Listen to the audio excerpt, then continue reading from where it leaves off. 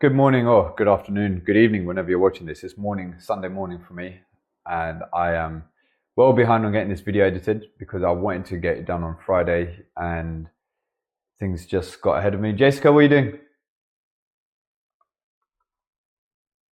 She's learning how to open and close doors now. She bloody climbed up the stairs, halfway up the stairs yesterday. Watch your fingers. Yes. Come. Watch out, she's got this weird crawl. She doesn't crawl like a normal person. She does this like little weird bum shuffle. You're going to show everyone your little bum shuffle? I think she's getting a bit tired, so let's make this intro quick. Silly season is here. If you haven't seen the video on how to survive silly season, my interpretation of it, I'll put a link up here. It was last week's video if anyone missed it. Sorry about the audio sync on that one. I don't know what happened.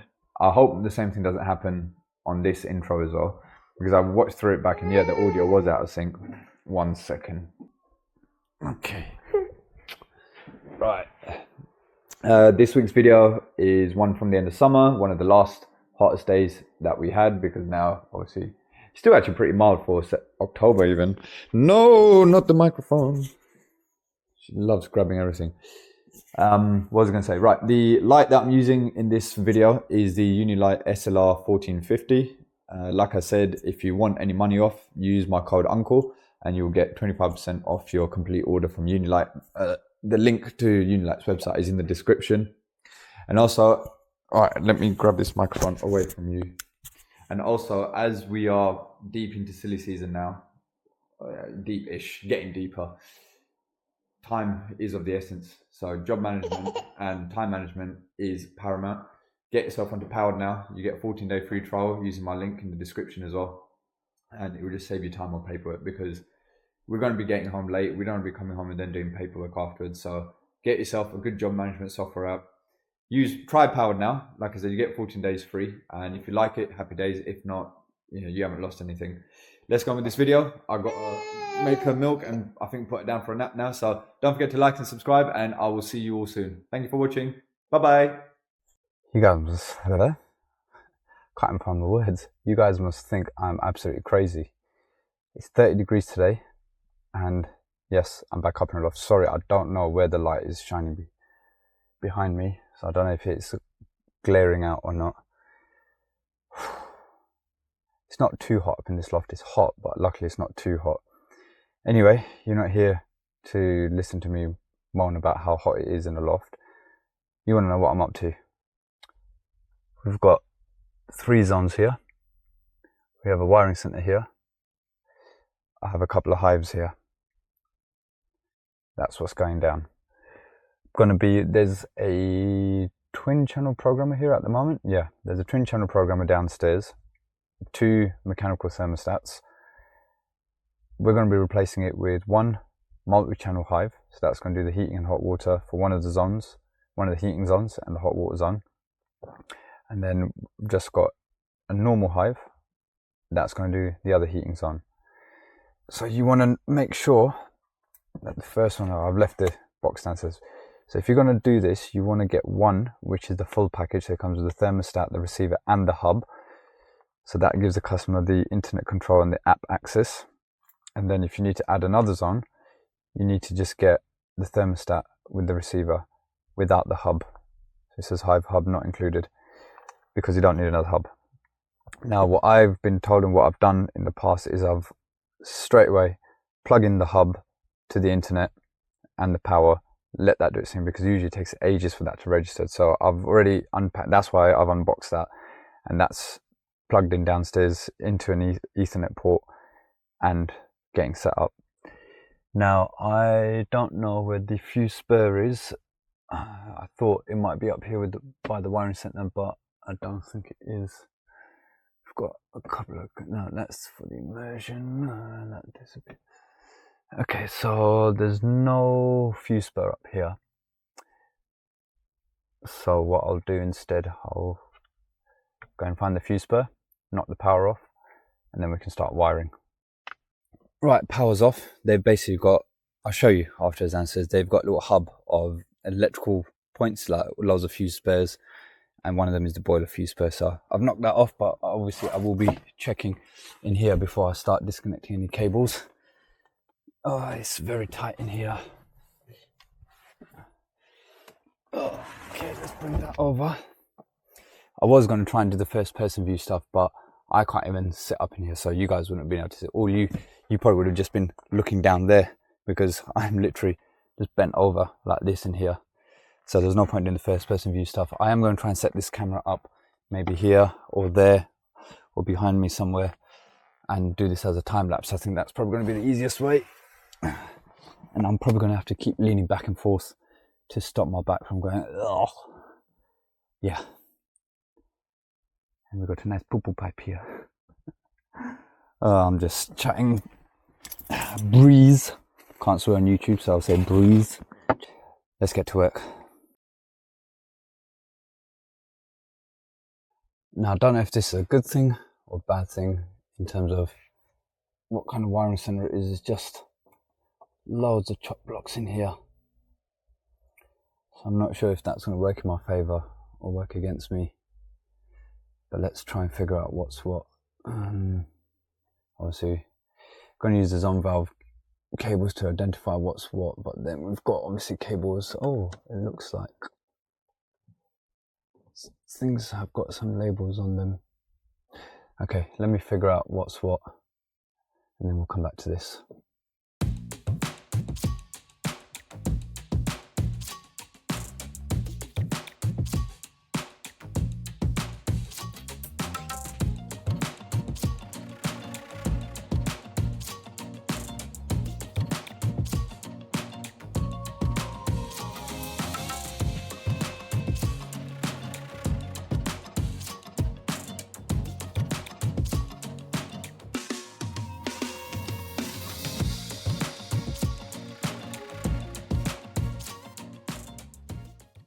Man alive, I'm dying in here, but making heads and tails of it. So the programmer cable, I don't know how you're going to be able to see this, how clear it is, but that's labeled programmer. So far I've disconnected the live earth and neutrals from here. That's a live earth and neutral terminal block. Then we've got grey and a black coming off the programmer cable, and I've just identified that the black, which I've disconnected here, that was linked to this brown. And if I tug on that, that pulls on that cable there, which is this cable here, which goes down to the cylinder stat. So I know that the black was hot water on.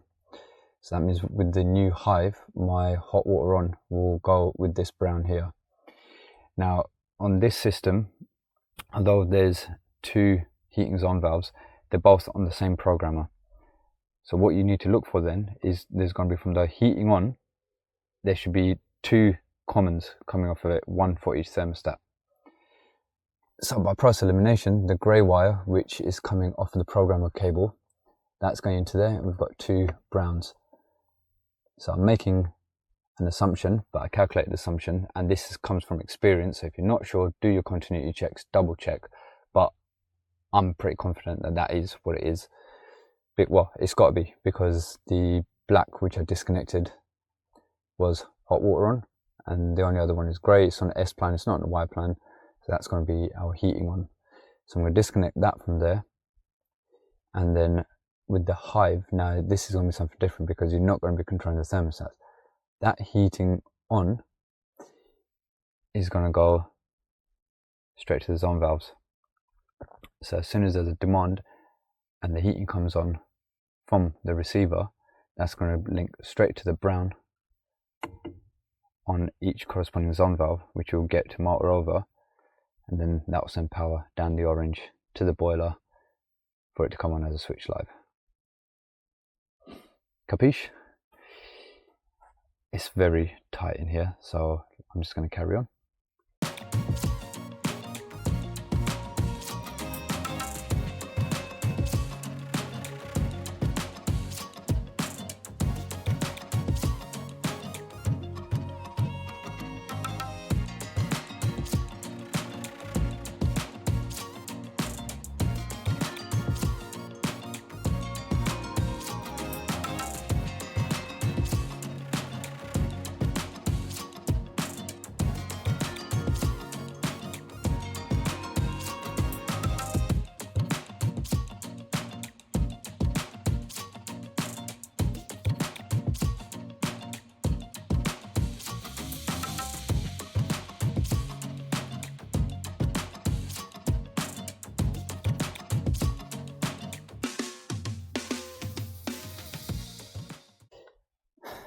yeah, I'm dripping, literally. Just wanted to show you what I'm doing with the second receiver. So the first one is all wired in. Now that's wired as the standard S-plan. In terminals 3, you've got hot water on. Terminal 4, you've got heating on. And they're coming into... The way I do, if I've got coloured cables, like grey and black for heating on, hot water on, the way I remember it, grey I always use for water, because grey water, you don't have grey heat, you have grey water, which is obviously foul water. So that's how I remember it. So I always use grey as hot water, and then the last one is black, so I just use that as black. I mean, can you get black hot? I know you can get white hot. You can get white hot, so on a 3-port on a Y plan, I remember white as heating because it gets white hot. I don't know if there is such a thing as black hot, or if maybe the heat in here is just getting to me and I'm just chatting bare breeze. I could do with a breeze right now, to be fair. Anyway, I digress. So that's been wired as a standard S-plan. Now the second one is being wired as a combi, because it's just going to be controlling one heating zone valve, which is the first floor, that one. So all you do, like you do in a normal combi, neutral live, link between live and 1, which is your common, and then number 3 is going to be our demand, earth in there, and everything in here. The only thing that's going to be different in the wiring center is this black is going to go to the brown on the first floor zone valve. That is it. That is literally all I need to wire into the wiring center for this, obviously along with the live, neutral and earth, but the switch would just go straight to the brown on this.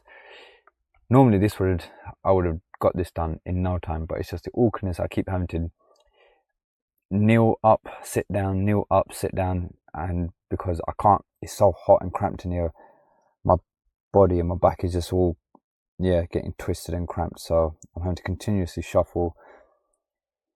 I just want to get this wired and get out of the loft space. So let's just get this done.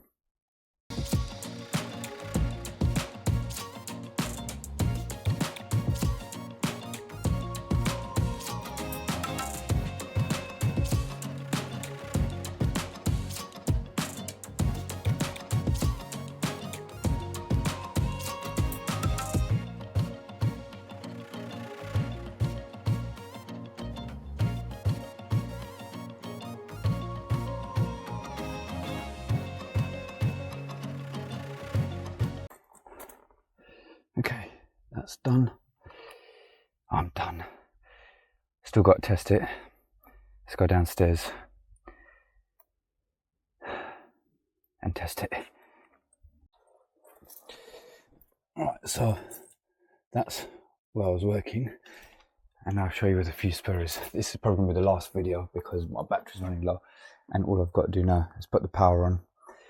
One of the thermostats is going on there, and the other one's going downstairs in the hallway.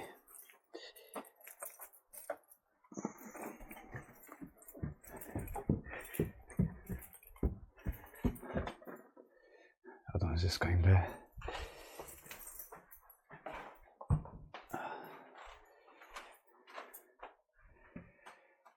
Yeah, so that's been decommissioned. Boiler spur, that's off, which is what we want. I'm just going to put the thermostats, put the batteries in, mount them on the wall, and check that we're all good. Well, this is annoying, and this is another reason why I'm not a fan of Hive, because you can't add another profile onto the same app. Like with Nest, that's what I've got in my house. Excuse the wind noise. But with Nest, you can just have the one app, and you can have multiple accounts on it. So my mum and dad have got Nest, I've got Nest, so we can see each other's in case obviously we go on holiday and stuff, and we can control the heat and hot water, just keep things ticking over if we need to, etc. Whereas on Hive, what the customer's having to do right now, basically log out of the app, create a new profile with a new email address, new login details and all that stuff, and then I can set up the new thermostats that I've just installed Now, I don't know if it's a case of they're going to have to keep logging in and out every time they want to switch to different homes.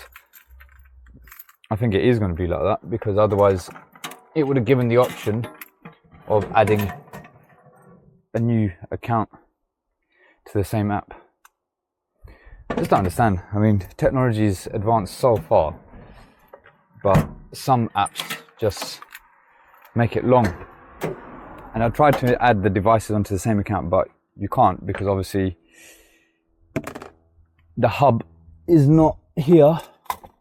The hub is at the other address. You've got a different hub here, so you can't add it onto the same, because I was thinking, yeah, why don't I just do that? And they can still control it all from the same.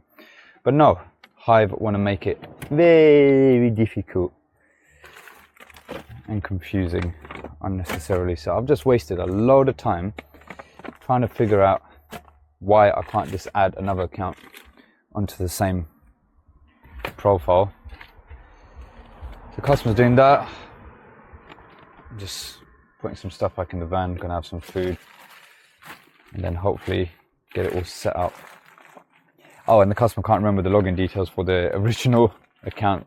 So it means they're gonna have to do, I had to log out of that on the app, and then they're gonna have to reset the password to be able to get back into that as well. Nice job, Hive. Yeah, I personally wouldn't be installing them as out of choice unless the customer wants a Hive. But yeah, not my cup of tea, Hives. Anyway, that's I'm going to end this video here on the Hive install, because now it's just because we're trying to sort out the app and everything and then get it all up and running. Unless there's any other major issues, let's call it a day on this one. Thanks for watching. Don't fit Hives.